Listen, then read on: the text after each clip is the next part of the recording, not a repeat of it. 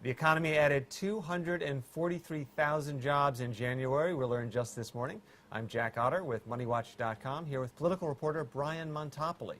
So it was a blowout number this morning, 100,000 more than economists expected, and it was kind of good news across all fronts. We actually added jobs in construction, which I didn't think was going to happen until 2020, 50,000 manufacturing jobs, and the unemployment rate ticked down once again to 8.3%, and apparently it was actually a genuine downtick because we added jobs, not just because more people dropped out of the employment race. So what does this mean on the political front? Is it good news for Obama? I think the Obama re-election team is doing cartwheels. I mean, if you look at the direction this thing has been going for a few months, it's been in the right direction for them. I mean, unemployment rate was at 10% back in 2009. We are now trending in a very positive direction.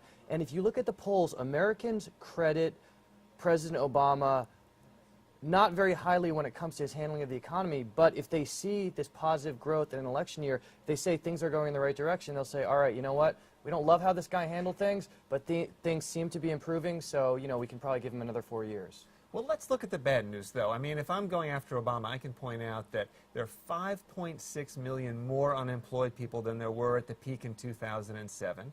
Even though 243,000 jobs is great, it's frankly not enough to both keep up with population growth and get us back to full employment. And there's still many underemployed people. I think the number is about 11 million when you count people who have part-time work that want full-time jobs or that became so discouraged they dropped out. So we still got a long way to go.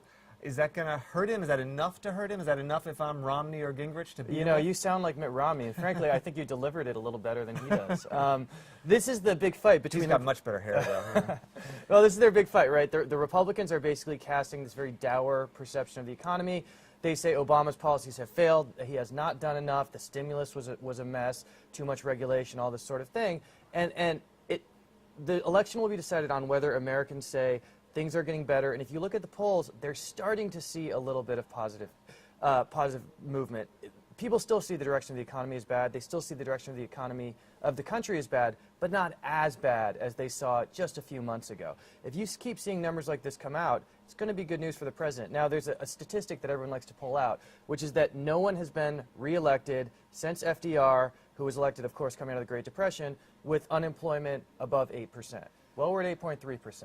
If we keep going in this direction, if we get down in the 7s, President Obama looks very, very strong. But we don't know what's going to happen. This could be a temporary blip. We are by no means out of the woods. The economy, as you well know, continues to have a lot of question marks, and so we're going to have to just see what happens. Exactly, and if Europe goes into a recession, that's 22% of American exports. That could hurt us. It would be kind of ironic if, after the GOP bashes Europe ends up getting Mitt Romney elected.